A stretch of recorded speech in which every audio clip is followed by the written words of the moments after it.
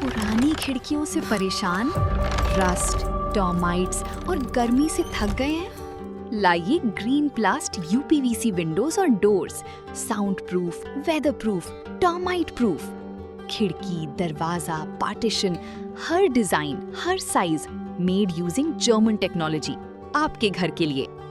हजारों घर पहले से बदल चुके हैं, अब आपकी बारी।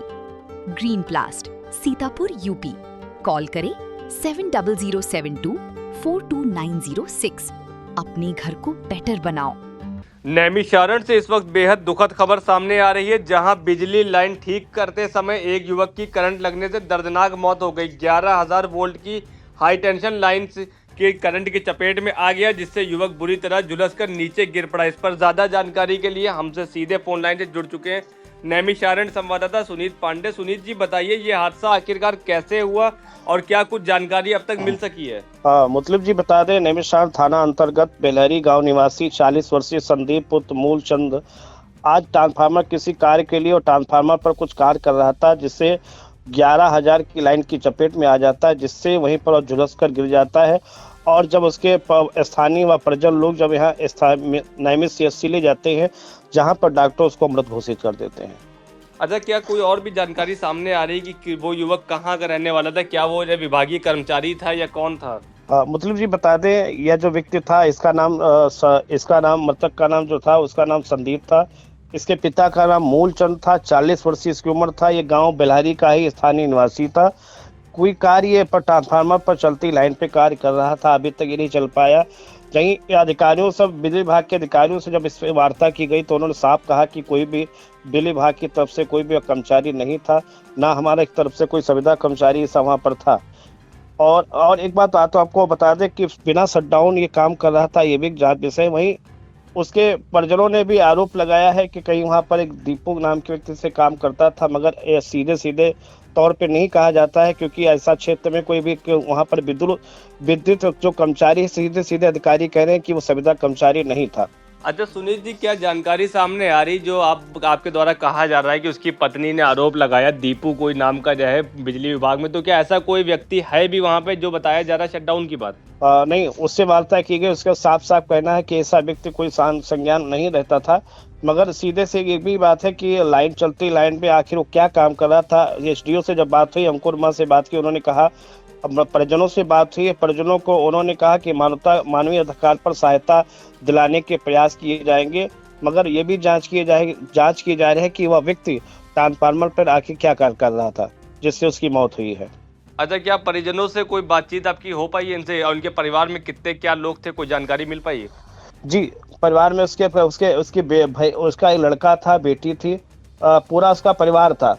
अब उसके कमाई के लिए उसके परिवार में यही एक जरिया था। अब उसके एक चिराग बुझने से परिवार का, जब एक चिराग बुझने से परिवार के सामने अब कमाई का कोई जरिया नहीं बचा है, तो कहीं ना कहीं बेरोजगारी का भी समस्या उसके परिवार के सामने आके उसके ना रहने से एक बेरोजगारी की भी समस्या उसके सामने आके खड़ी हो गई है। अच्छा, अभी गांव में क्या माहौल बना हुआ है? क्या कोई आक्रोश भी है बिजली विभाग को लेकर के, या तहरीर वगैरह दी गई है? क्या जानकारी सामने आ रही है? घटना के बाद ग्रामीणों बिजली विभाग के खिलाफ आरोप भी लगाया कि बिना शटडाउन कैसे काम कर रहा था या ग्रामीण। वहीं परिजनों ने मुआवजे की बात की है, जिसके बाद विद्युत विभाग के कर्मचारी और अधिकारी का मौके पर पहुंचकर परिजनों से वार्ता करते हैं, उनसे सहानुभूति प्रकट करते हैं और उनको उचित मुआवजा दिलाने की बात करते हैं, जिस पर वह अपना आक्रोश शांत करते हैं। जी, तो बिल्कुल इस घटना के बाद गांव में कोहराम मच गया और बिजली विभाग के खिलाफ लोगों में भारी आक्रोश भी देखा गया, लेकिन बातचीत के बाद ये आक्रोश खत्म हो गया है और मौके पर पुलिस पहुंचती है, शव को पोस्टमार्टम के लिए भेजा गया है और पूरे मामले की जांच शुरू कर दी है। आइए पहले सुन लेते हैं मृतक की पत्नी ने क्या कुछ कहा। मामला वह सवेरे गए रहे काम करे, वही जई फोन करी नहीं, पहले जई बोलाई नहीं, दीपू फोन कर रहा काम करे गए हैं। दीपू कह रहे दीपू कॉल पर बात भई है, दीपू फोन उठाई नहीं है, दीपू से डाउन दी नहीं, तुरंत के बाद में फोन कटाई। जब खंबा पर ते गिर गए हैं तो हम गए ना देखे फोन निकाल के दीपू के कॉल भई है। और जई पहले फोन करा हो या कुछ करी नहीं, ठीक है, जई मतलब वैसे तो बात करा करते हैं। अब वही के बाद में तुरंत हम देखे ना तो दीपू के बात भैया दीपू अपन से डाउन दी और बाद के दीपू यहाँ पर आए छाड़ के चले गए तब ते दोबारा इबो ना करे हैं देखे। अच्छा, देखे तो होती कि का हाल हो का ना हाल कईयो गाड़ी आई रहे कईयो मतलब कतिया कई हो देखा होती से काहे। जय साहब के कहने पर ये। हाँ जय साहब करे कह रहे। अच्छा हाँ और दीपू के बात भय हाँ, उनके मोबाइल से भाई है। अच्छा दीपू तो बात भाई है पहले। तो आप उसमें क्या कहना चाहती हो? हम का चाहते हमका जौन कुछ मतलब हियन तेरे हमका देख यहाँ जौन हियन तेरे इरादा हो रहा हमका पहले साबूती दे के बाद में यहाँ लिखे। तो जय साहब और दीपू के कहने पर ये सब हुआ है? हाँ उनके कहाई पर भवा हम का साबूती पूरी दे ने चप्पल न मरीबा हम न कहो हमारा दिमाग खराब है हमारा आदमी तो गवे है हमका और तो आगे कोई सहारा दे। जी बिल्कुल। तो फिलहाल मृतक की पत्नी ने गंभीर आरोप लगाते हुए कहा कि जेई ने काम पर बुलाया था और दीपू से शटडाउन लिया गया था, लेकिन शटडाउन कैसे वापस हो गया ये कोई नहीं जान सका। लेकिन सवाल यही है कि बिना शटडाउन के कैसे काम कराया जा रहा था। इस विस्तृत जानकारी के लिए सुनीत जी आपका बहुत बहुत धन्यवाद। धन्यवाद मतलब जी। चुनावी समर में आया इंडिया का महासर्वे, विधायकों का रिपोर्ट कार्ड, जनता जनार्दन देगी नंबर, टिकट से पहले भरोसे की बाजी, 5 साल के इम्तिहान का परिणाम, काम या सिर्फ वादों का जंजाल। आप अपने विधायक को फिर देना चाहेंगे एक और मौका?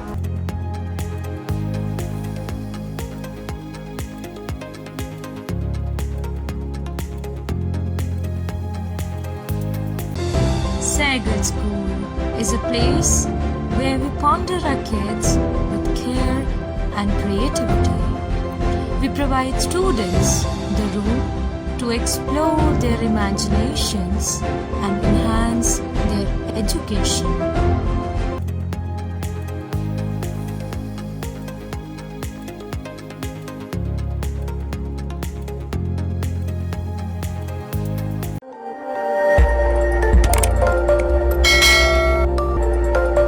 खबर आपकी, नजर हमारी। देखते रहिए आई इंडिया।